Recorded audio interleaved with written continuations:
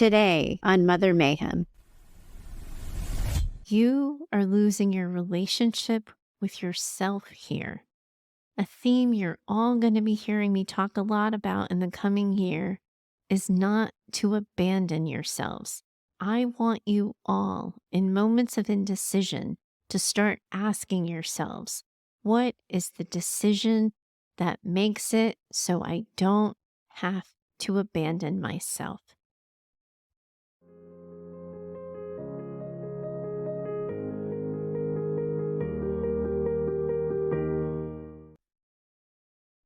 Welcome back to Mother Mayhem, the Narcissistic Abuse Recovery Podcast for Daughters. I'm your host, Heather Gray, and today I'm walking a listener through a conversation so many of you have with yourselves. How do you know when it's time to go no contact? How do you know when that enough is enough button has really been pressed? I want to introduce you to Sarah. I've named her after Sarah Bareilles, who I just saw in Waitress. She wrote the music for the Broadway play, and then she did this limited release of it in theaters. I don't know if any of you got to see it or if you're a Broadway nerd like I am, but for me, it was just this pitch perfect work of art. And I'm really glad that I didn't miss it. And of course, I can't mention this without directing you to the incredible ballad that she has. It's called She Used to Be Mine. And when I tell you, I have gone down the YouTube rabbit hole of her singing it and watching other people sing it. So many covers. I've decided that my favorite version is the one that she did at the Hollywood Bowl. And if I'm able to remember, I'm going to include a link for that in the show notes because I shouldn't be the only one who knows that that exists. But for now, let's hear from our listener, Sarah, in her own words, and I'm going to find you on the other side. I'm 26 years old and I'm listening to your podcast, Mother Mayhem, from Saskatchewan, Canada. I totally nerded out on that, Sarah. I just have to tell you. I am incredibly thankful to have found your podcast and to know that I'm not alone. 3 years ago, I stumbled upon the realization that I was in an enmeshed relationship with my covert narcissistic mother. This whole realization seemed to come at the same time. I had no clue what a covert narcissist was, nor did I know what an enmeshed relationship meant or how deep it could be. I started therapy, and my then boyfriend, now husband, has been so incredibly supportive, letting me navigate the pain, who I am, and what I want out of life. I worry that my story is too long to share, or that maybe most people don't share this much, but I'm facing my fear and reaching out to you anyways to hopefully find some answers about my current situation. Within the past 3 years, I've been able to set boundaries as well as seem to break the enmeshed relationship with my mom and still have a controlled, limited relationship with her. It was hard to navigate due to the fact that I have an older, special needs sister who lives with my parents a majority of the time, and if I wanted to have a relationship with her, then I would have to have contact with my mom more than I'd like. And I know that she played this situation to her advantage.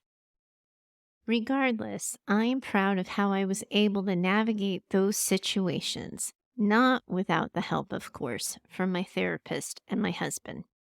In the past year, my husband and I welcomed a beautiful baby boy into the world. Unfortunately, it was a bit of a traumatic experience, needing an emergency C-section, and my husband unexpectedly had to go back to work 3 days after our son's birth. With no close family members to help me recover from the surgery, my mother offered to come and stay and help with the baby until my husband was back from work. She was on her best behavior, and I felt that I had done enough groundwork and boundary setting that I could handle her coming to live with us for 5 days. Now, looking back, I see how incredibly vulnerable I was. I was hormonal, in survival mode after surgery, trying to navigate new motherhood, etc. reflecting back on that situation, I can see exactly where my mother crossed boundaries, got in my head, and got a very good read on who I had become after breaking the enmeshed cycle, even though she had claimed that she was wanting to have a better relationship with me. She also had claimed previously that she wanted to break the generational abuse cycle. At the time, all I could see was that she was being so selfless, almost heroic, because she dropped everything in her life to come and help me in such a hard time. Is that what a trauma bond is? I'm unsure and don't want to mislabel anything. Since she came to stay with me and baby, I have been incredibly close with her. She always seemed to respect boundaries, or if she did cross one, she would own it and admit to it. This created an incredible amount of trust on my end, and I truly thought she had changed. After a few recent events with my mom, I feel as though I've been woken from a deep sleep. I've been looking back on this past year at all the times my boundaries were not only crossed, but stomped on. And every decision I have made has been made with my mom in mind. Every event or thing I do, I seem to need my mother's permission in one way or another. And my mother has been in contact with me constantly. I've stepped back completely, having very limited contact with her in the past 2 weeks, and I feel as though I'm starting all over again. I feel shaky, like I need to learn who I am all over again, and I'm having issues even making small, everyday decisions while trying to navigate the anger and control my mother wanting to be in my life. My question in all of this is, how do you know when to have no contact completely? I don't want to make a mistake, but every time I get a text from her, or even at the thought of her, it disrupts my peace so much. And I feel as though I'm starting all over again, and I don't want to live this way for myself or family. My next question is, I feel as though my mother paid enough attention to me, to our situation, that she was able to manipulate me and find ways around my boundaries to get back into this enmeshed relationship. For example, the way she would openly cross a boundary, but then acknowledge it and make it right just to gain trust in me and keep the wool over my eyes. Is that possible, or am I overthinking the situation? Oh my goodness, everyone listening is being like, totally possible. This is what they do. This is the narcissist. This is what they do. I apologize for such a long winded email. I've never done anything like this before, and I hope it's not inappropriate. Not at all, Sarah. Not at all. Your podcast feels like a light at the end of a dark tunnel. I truly am enjoying and learning so much from you and your podcast, and it's helping me immensely knowing I'm not alone. Oh, Sarah, Sarah, Sarah. I'm so very glad you're here. You belong here. And as cliche as it might sound, that struggle is real, right? We so badly want to change the ending to our most painful stories that, of course, when your mom did the exact right thing in the exact right moment and then said all of the right things, you wanted to believe her. That is only made more true with your hormones raging and your husband away. Here's maybe where I can help you. I want to actually start, if it's okay with you, with your second question first. Here's what you said. I feel as though my mother paid enough attention to me and to our situation that she was able to manipulate me and find ways around my boundaries to get back into this enmeshed relationship. For example, the way she would openly cross a boundary and then acknowledge it and make it right just to gain trust in me and keep the wool over my eyes. Is this possible, or am I overthinking the situation? Remember, Sarah, what I've said about narcissists. When they can't get your attention positively, they're going to get it negatively. You needed your mom. She got to be the hero in your story. She could relish in that role, and she had you all to herself. I know you feel manipulated and tricked and hoodwinked. Cheapers. Clark is going to be like, really, Heather? Hoodwinked? It's such an old fashioned word. Yes, hoodwinked. Clark, keep it in. I like it. But Sarah, you're going to feel tricked and manipulated. Here's how I want you to consider thinking about this. It might comfort you and allow you to show yourself and your mom a little bit of grace. So, in my first private practice, what feels like a million years ago now, I had a client whose mother was super critical. My client at the time was in a really unhappy marriage, and she just wanted her mom to lean on. And she needed to hear from her mom that it was going to be okay, that she wasn't a failure. Her mom offered her money and financial support, but was rather matter of fact about the potential dissolution of my client's marriage. And my client was just so very crushed. She wanted to feel love. She wanted a hug. She wanted nurturance. What we worked on together is that her mom was emotionally limited, just as all of your moms are emotionally limited. This wasn't a choice her mom was making. It's not like her mom had this storage chest of nurturance available to her or this pot of encouragement in her back pocket and was choosing not to give it to my client. That's how it felt for my client, but that wasn't what was actually happening. What she needed was not who her mother was or what her mother was capable of. Her mom was able to make it possible for my client to leave by offering money. Financial support was how her mother was able to love her. Additionally, my client's mom was a really good gardener. I encouraged my client to have her mom come for the weekend to help her clean out her garden and plant things for spring.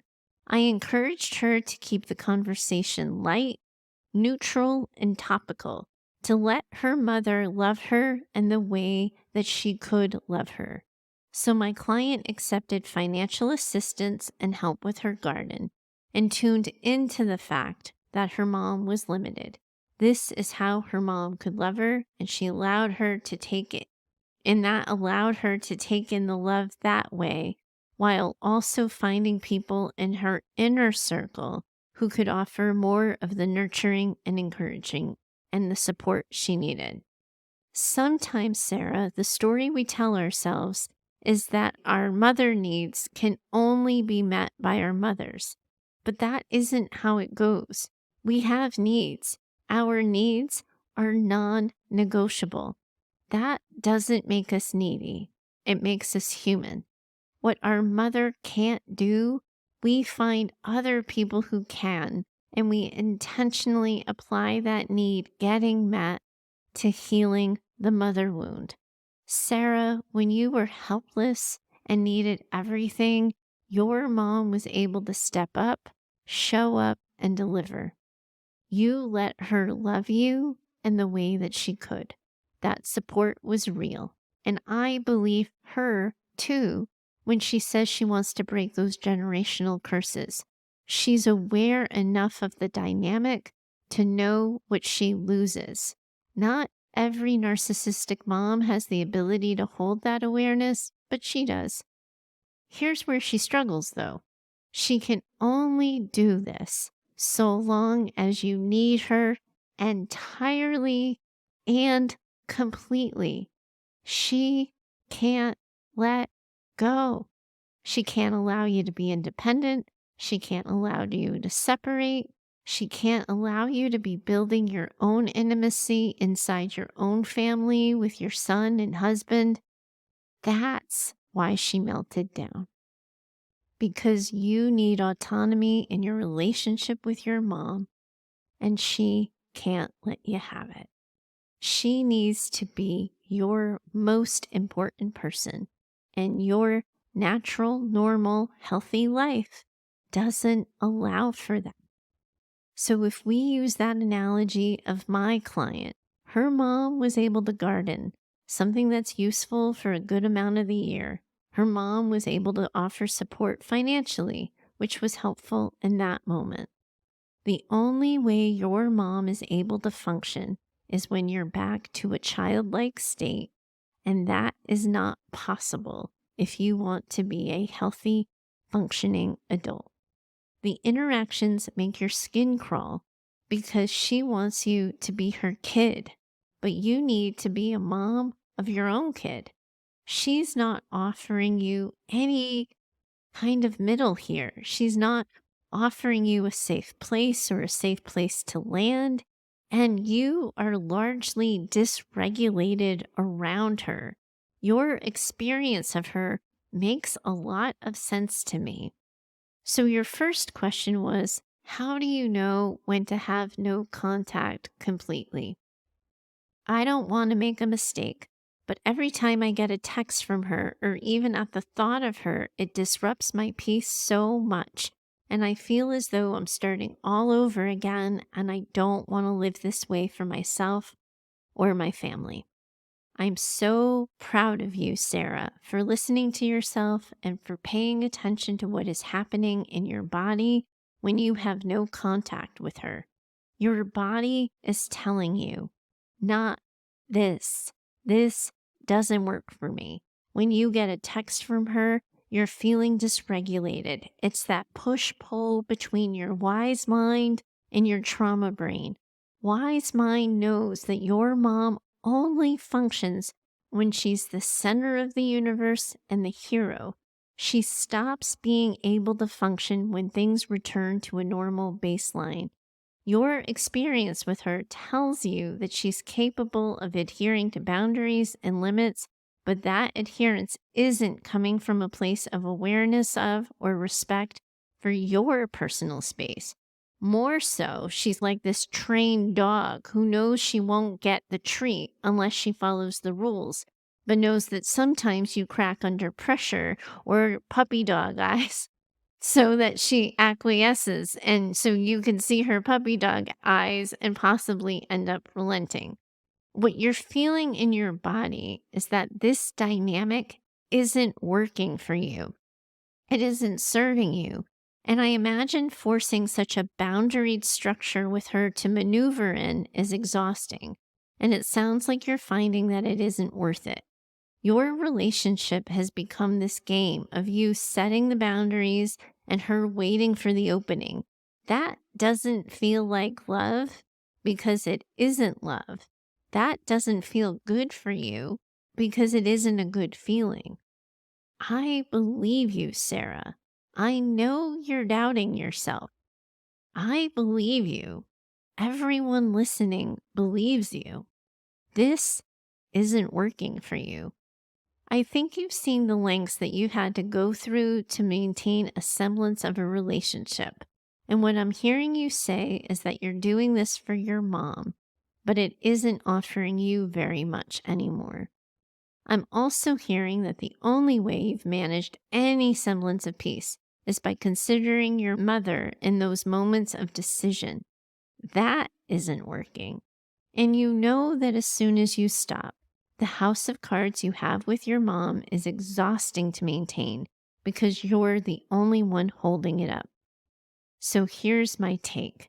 Everyone has this image of going no contact as if it's Angela Bassett and waiting to exhale with flames shooting behind her as she sort of torches the house or the car down. That isn't really how it ever goes.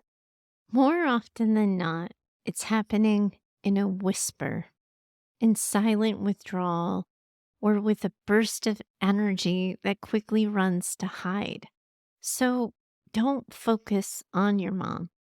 Take the no contact question off your heart for a second. You are losing your relationship with yourself here. A theme you're all going to be hearing me talk a lot about in the coming year is not to abandon yourselves. I want you all, in moments of indecision, to start asking yourselves, what is the decision that makes it so I don't have to abandon myself? Right now, you're considering your mom in these moments.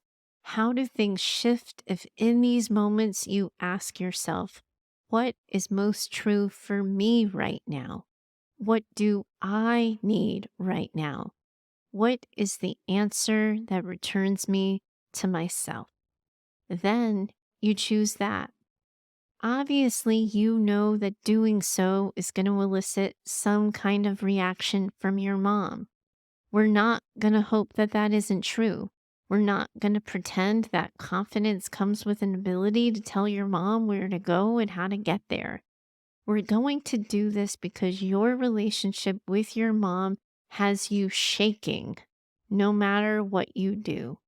So if you're going to shake, best it be because you're turning your life into the direction you want it to go.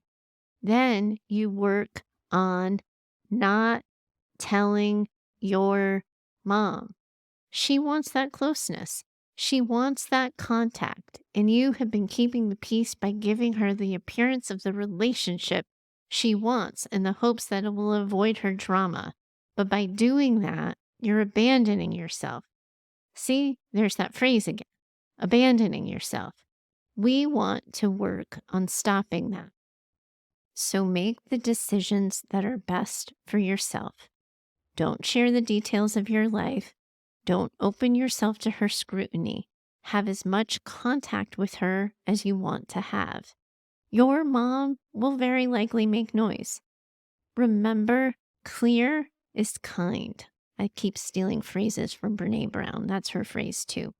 What that looks like is you might find yourself saying something to your mom like, I know you disagree. I know you think X. I know you wish I would Y. I made the decision for me or my family, and I'm working on being okay with the fact that you disapprove. You're not explaining your decision. You're not defending it. You're making it and you're standing by it. Odds are your mom probably isn't going to be able to handle any of this. By living your life quietly and steadfast, she will see that her place in your life has diminished, that your values are shifting. And without saying so, you will be offering her an opportunity to choose, to support you and to stay connected, or to melt down and watch you move further away. By not taking care of your mom, by not preventing her meltdowns, by not catering to her point of view, you will come to see how very little she's actually capable of. And you will see what she might be capable of. Then you let her behavior determine what happens next. If she can't engage in relationship with you, she's showing you in her behavior everything you need in order to make the decision. She'll show you in her limitations. She'll show you that she knows the family history, but she's too enmeshed in it herself to leave it. Seeing what happens when you stop preventing her from being herself, when you stop preventing her limitations from being exposed, will help you find the decision you need, be it lower contact or no contact. This is the question you can all be asking yourselves.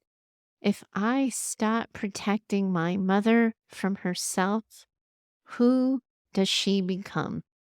If I stop choosing her over myself, who do I become?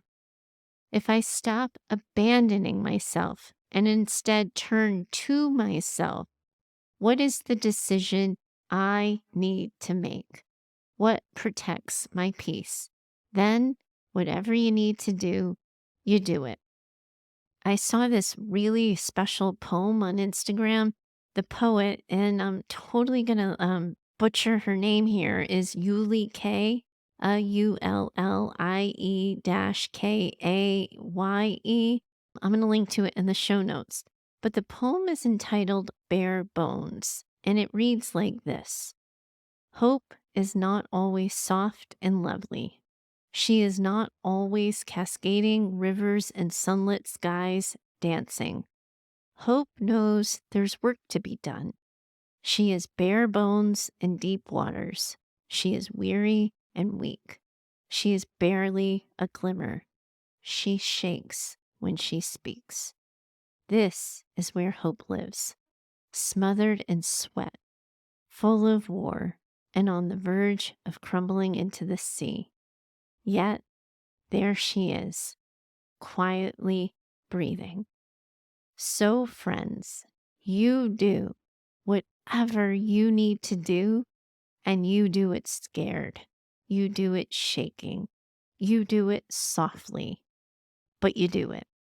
These are impossible choices filled with so many rocks and so many hard places, but in between is where you find your breath, your truth, and yourself.